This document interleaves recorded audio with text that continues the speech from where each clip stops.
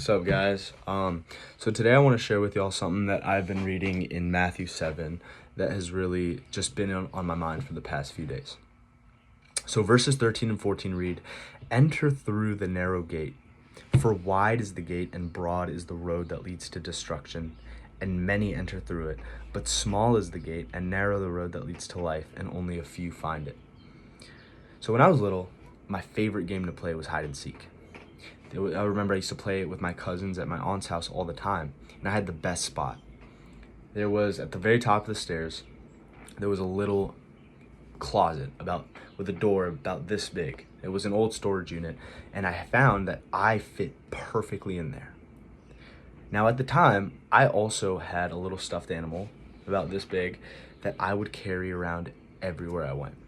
And I know a lot of people can relate to just having that little stuffed animal that they always took everywhere. But I made a realization that if I wanted to hide in that spot and win the game, I couldn't bring my stuffed animal with me. It was too small. It was too small to fit the both of us. So I had to make a decision. Either I find somewhere else to hide, or I leave my rabbit behind and I go and hide in there by myself. And I think that goes really hand in hand with this passage. Jesus says that narrow is the road to follow him. When I think narrow, I think of something really tight that I have to squeeze, suck in my tummy to be able to fit in. And it's too narrow of a road, too tight of a gate to follow Jesus, to be carrying all these things with us. I know that in my walk with God, I have tried to carry grudges, lust, ego, pride, anger, and so much more. But the truth is that Jesus is asking us and commanding us to be willing and able to sacrifice these things to follow him. He compares his disciples to Elisha in 1 Kings, sacrificing his oxen and leaving behind his plow to follow Elijah. In that same way, I ask that you guys reflect on what are these different things that you are trying to take on your walk with God, that God is asking you to give up.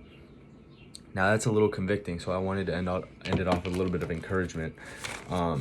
In Hebrews 4, it says in verse 14, "Therefore, since we have a great high priest who has ascended into heaven, Jesus, the Son of God, let us hold firmly to the faith we profess. For we do not have a high priest who is unable to empathize with our weaknesses, but we have one who has been tempted in every way just as we are, and yet he did not sin.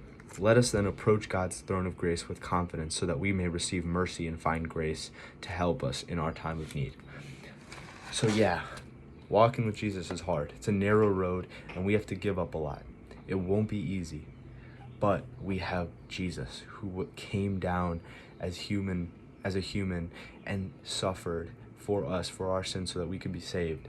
And he understands that walk that you're going through. He understands the emotions you're feeling. So don't be shy.